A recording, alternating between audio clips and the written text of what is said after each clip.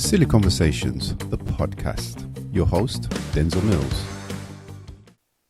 Silly Conversations presents the game show Know Your Idioms, the game show that puts you to the test to see if you know your idioms or not. Let's see this week's contestants on Know Your Idioms. Idioms. What ones have you been working on these last few days? Wow, all of them, but especially the last ones were about, and they were. I have to confess, Father. Confess, my child. Confess.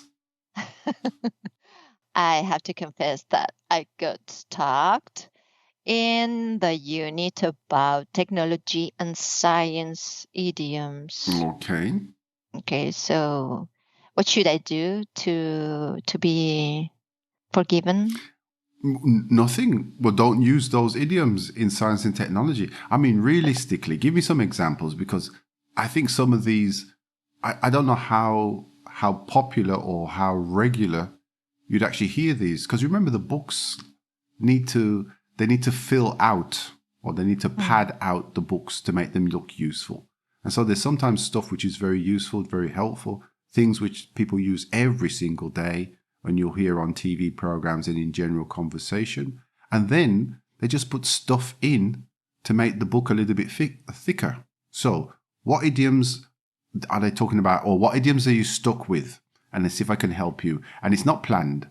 So I'm actually just doing this off the top of my head. I don't even have the book or the material in front of me. That's how good my brain might be. Okay, science and technology. Yes, to be at the cutting edge.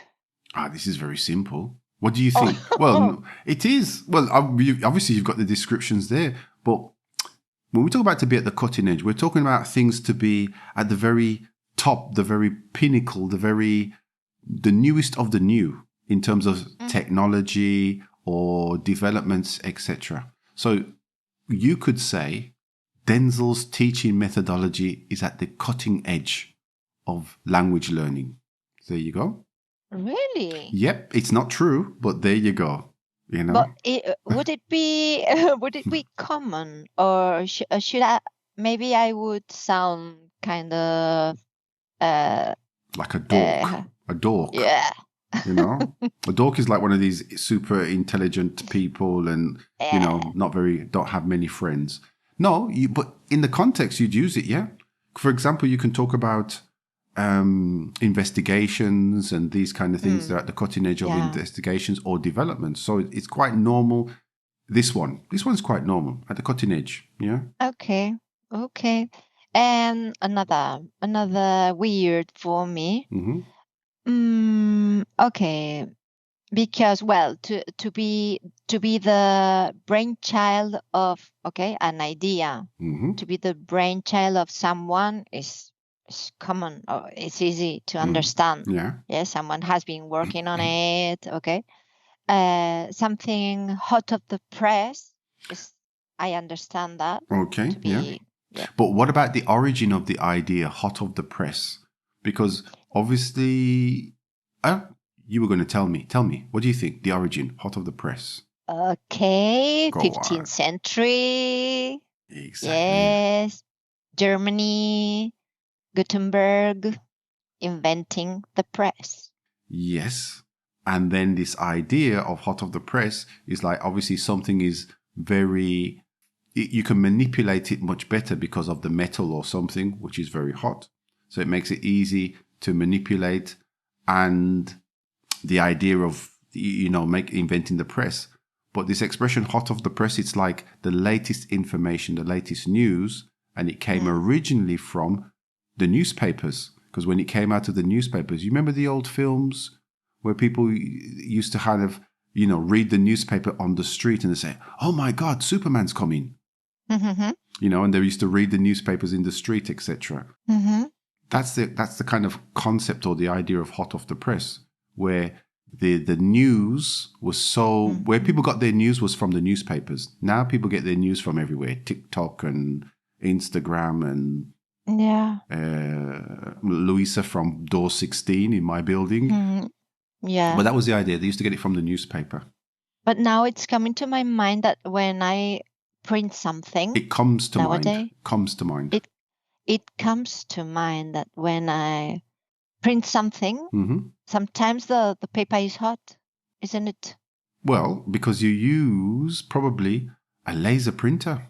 But yeah, I mean, in this sense, maybe, I mean, if the relationship or the relation, not the relationship, if the relation helps you remember the idea and how to use it well, fantastic.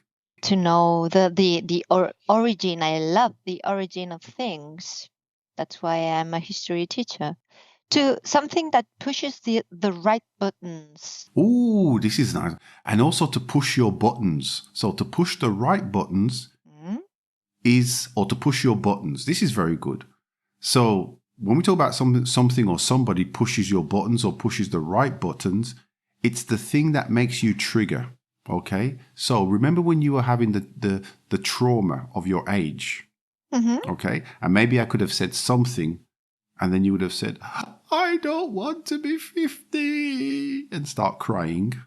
Now, podcasting will. She never ever cried in front of me and I never pushed those buttons to make her cry. This is an example. So when you want to make somebody annoyed, when you know something that triggers somebody and it could be for good or bad, this is called pushing the right buttons. So if I know you told me about a technique, I won't mention it here, but you told me about a technique of how to get things that you want from people. Okay? That technique will create the reaction from people so they give you what you want. That's pushing the right buttons. But it's our secret. Exactly. It's a bit like holding a gun to somebody's head and saying, are you going to buy me that coffee and chocolate or not? And they say, yes, I think I am. Pushing the right buttons, baby. Next. Okay. Something is on the blink. On the blink. So when something's on, I haven't heard this in ages. When something's on the blink, it's just not functioning very well. So again, we go back to the old idea of technology. Remember I told you about my television buying experience? Yeah. And remember the old televisions, which probably your parents had or your grandparents had. You know, those televisions which looked like cars in the room with the smallest screen. And sometimes when the picture wasn't working, it used to flash. Okay? Or like light bulbs. The old light bulbs, when they weren't working very well, they used to flash. They used to blink. So like the not the flashlights, the indicators on a car or a motorbike, they also flash. They blink. It's because of that. Yes, indeed. Now, the thing is, there probably is somebody in about 20 years' time who will listen to this podcast and say, that's not the right reason. And I will say to that person now, for 20 years' time, it is. That's it. It is the right explanation. It is. Don't second. Indeed. Don't second. Was it second? It's not second. Question me. Don't question me, and don't push my buttons, person. In 20 years' time. There we go. No, and I don't understand to throw a spanner in the works of something. Through a spanner. Because a spanner is a key, isn't it? Well, no, a spanner is a llave inglesa. Okay. Now I understand better. Give me an example then. If you really understand better, for 5 points. 5 points and a cup of tea. So 5 points and a cob cake. Give me one example to throw a spanner in the works. If it is correct, you will get your cake and points. If it is incorrect, you will buy me a house in the Bahamas. Without pressure, yes? No pressure. Oh my. Okay. So, I was about to get a job. Someone threw a spanner in the works. Okay, that is correct. And in the context, it's just basically somebody messed up or somebody did something to stop something working correctly or smoothly. And it could be you getting a job opportunity. It could be somebody changing their timetable so it changes your plans, etc. to throw a spanner in the works. So I want my gift. And your gift will come. I will order it now, and I will get Correos to send it to you, and you might get it in about 6 weeks. The cake might be very flat. And the tea probably will be cold. Okay. But just probably. Probably, okay. But it will be sent to you. Okay. Hit me again with another thing. Oh my God. Okay, so go haywire. To go haywire. This is to go haywire. It's just to go nuts, go crazy. That's it. But does it has something to be with el trigo yes? Hey. This is silly conversation. Exactly. Well, haywire. So haywire, yeah. Well, haywire basically is like when, I don't really know the origin of the kind of haywire thing. I mean, but when we talk about haywire, and again, it's like something we haven't used for a long time. We don't use it much now. It's just the idea of that things just go absolutely crazy. There's no structure. There's no order. Basically, when we're not recording something for the podcast, I would say 90% of the time we have classes, at some point it goes haywire. You know, we start talking about something and things just go crazy. So to go haywire, everything just goes crazy. It sounds Hawaiian. Haywire. Maybe if you are Hawaiian and you live in a town called Hawaiian. Yeah. So yeah. Now I can link the idea that in Hawaii they live kind of haywire.